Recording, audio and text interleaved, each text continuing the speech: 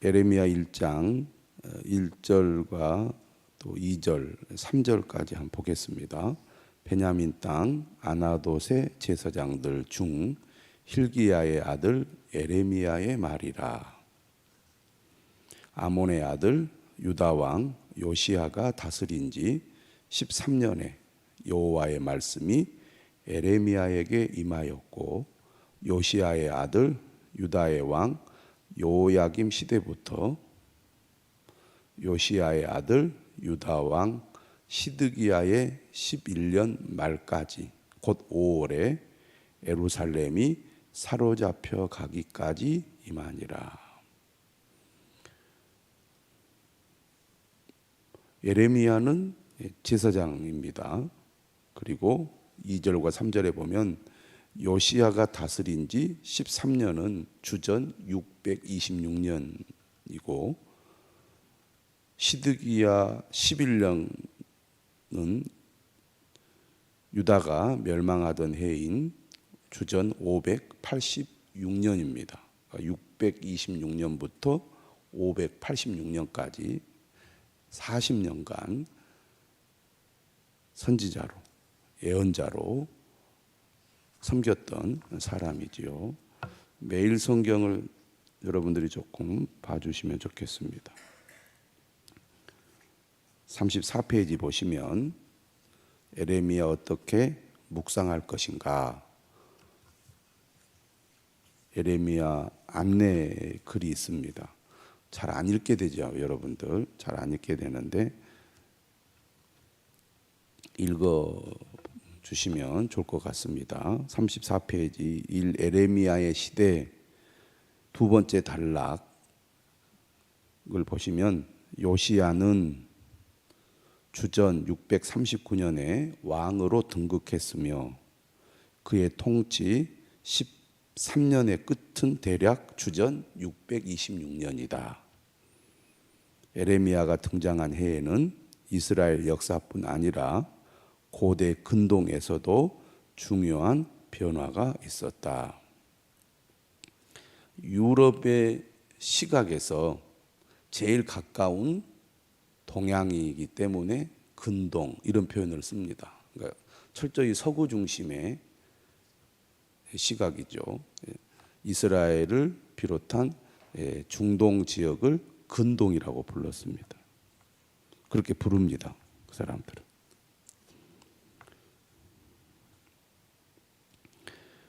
디글랏 빌레셀이 아수르의 왕으로 등극한 주전 8세기 중반부터 요시야가 등극할 때까지 100년 넘게 아수르는 고대 근동 지역의 패권을 장악했습니다. 북이스라엘은 주전 722년에 아수르에게 멸망을 했죠. 요시야는 남유다의 왕이고 주전 639년에 왕으로 등극을 했는데 13년째인 주전 626년부터 에레미야가 활동을 시작했습니다. 그런데 그때가 어떤 시기였느냐? 글에 나오죠. 아수르의 세력이 주전 626년부터 급격하게 기울어 갔다는 겁니다. 그 해는 신바벨론입니다. 바벨론을 누가 건설하냐면 나보폴리살이라는 사람이 건설한 해인데요. 바벨론을 통일하고 연합군을 형성하여 주전 612년에 니느웨를 정복해 버립니다. 그러니까 강대국 아수르가 바벨론에 의해서 멸망을 당하게 되죠. 권력이 재편이 되는 겁니다. 그리고 주전 605년에 바벨론은 갈그미스라는 곳으로 진격을 하는데 누구와 전쟁을 하게 되냐면 애굽 군대와 전쟁을 합니다. 바벨론이. 근데 이 애굽 군대가 누구의 재건을 도우려고 했냐면 아수르의 재건을 도우려고 했습니다. 그런데 그 애굽 군대를 격파해서 아수르를 역사에서 완전히 사라지게 만들었는데, 이때 바벨론 군대의 지휘관이 그 유명한 느부갓네살입니다. 성경에 바벨론 왕 느부갓네살, 우리가 매우 익숙하게 기억하는 왕의 이름이죠. 에레미야가 활동했던 시기에 유다의 역사도 격변을 했는데요. 에레미야가 활동한 지 대략 4년째 되던 주전 622년에 요시야 왕이 성전을 수리하다가 율법책을 발견하게 되고, 이를 토대로 종교 개혁을 단행합니다. 요시야는 산당과 우상을 제거하고 예루살렘으로 제의를 중앙화시켰으며, 그러니까 성전 중심의 예루살렘 성전 중심의 종교를 확고하게 한 거죠. 그래서 왕권을 강화시킵니다.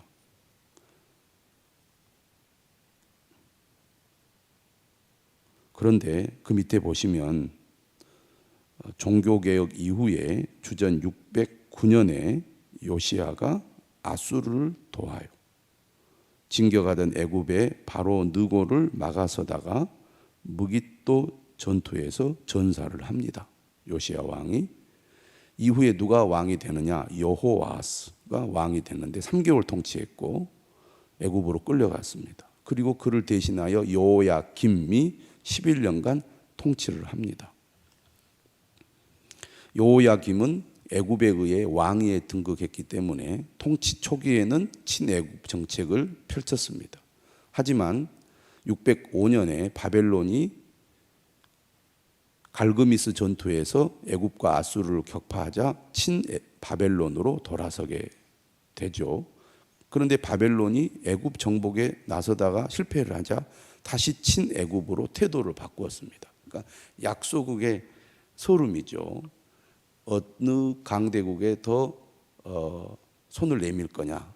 바벨론에다가 손을 내밀었다가 애굽에 손을 내밀었다가 이렇게 왔다 갔다 하다가 결국에는 이 남유다가 큰 재앙을 이제 당하게 되는데요. 느부갓네살이 남유다를 향해 진격을 했고 여호야김은 예루살렘 함락 직전에 사망을 합니다.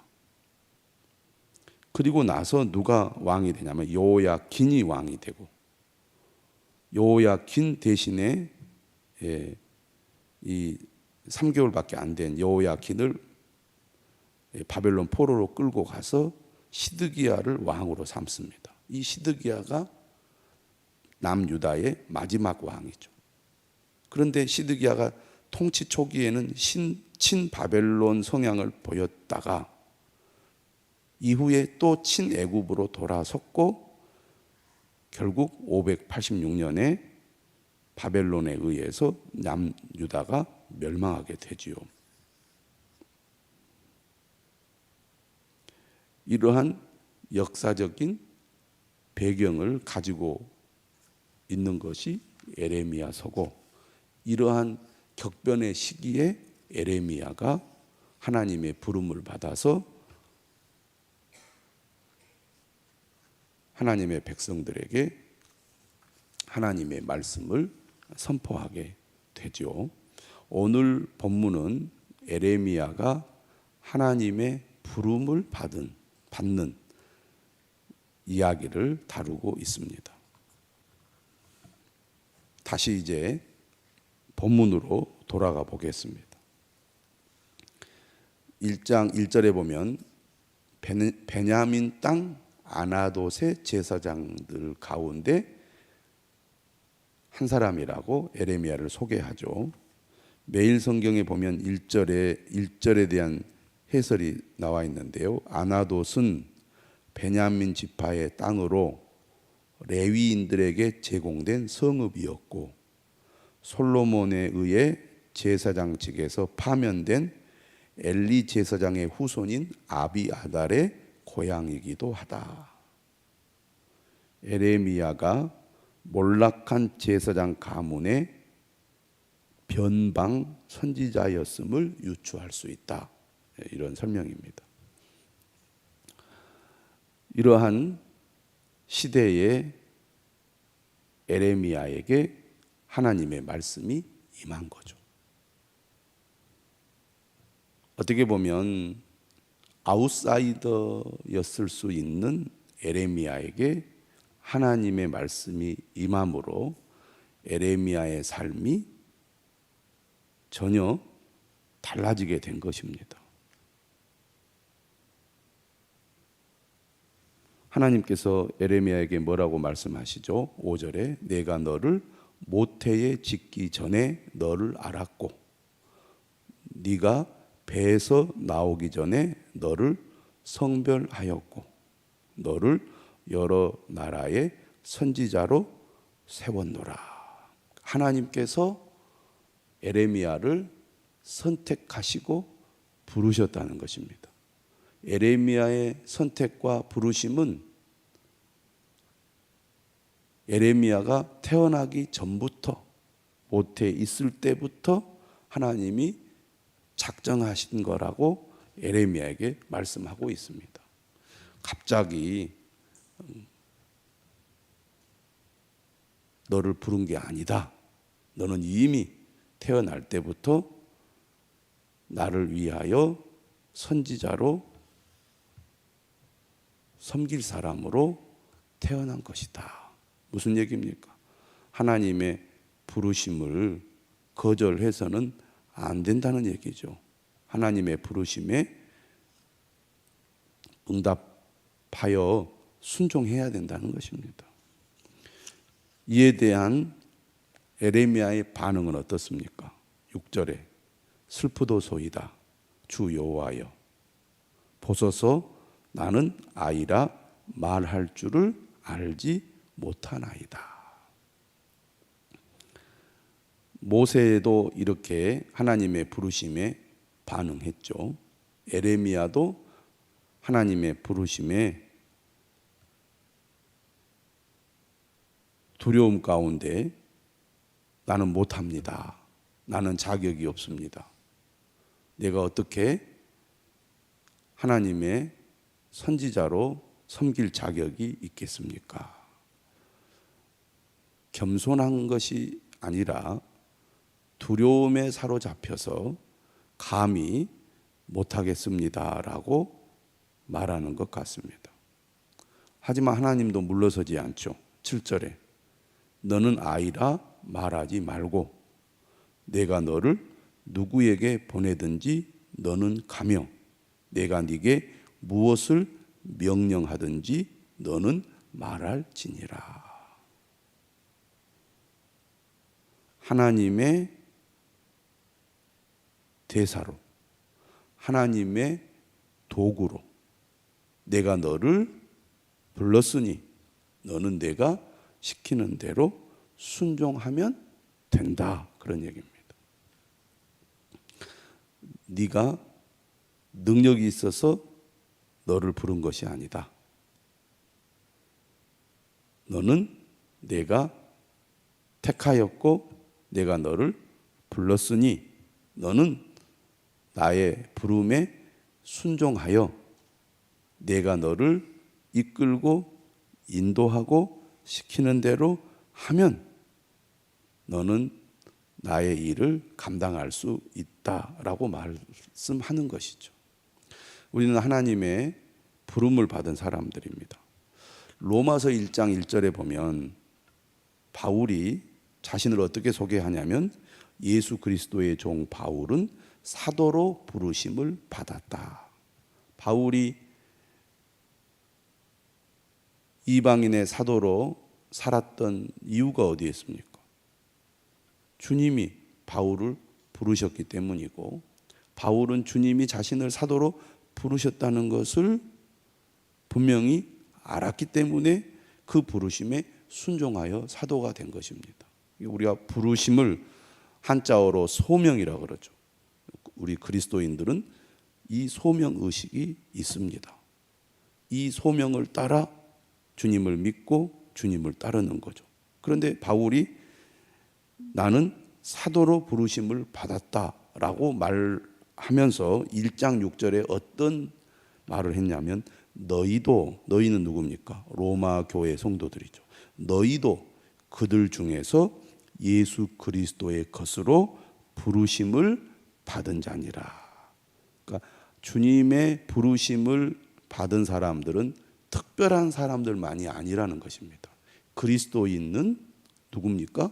주님의 부르심을 받은 사람들이죠. 우리는 모두 다 소명을 가진 자입니다. 교회라는 이 단어의 헬라어가 뭐냐면 에클레시아입니다. 에클레시아. 그러니까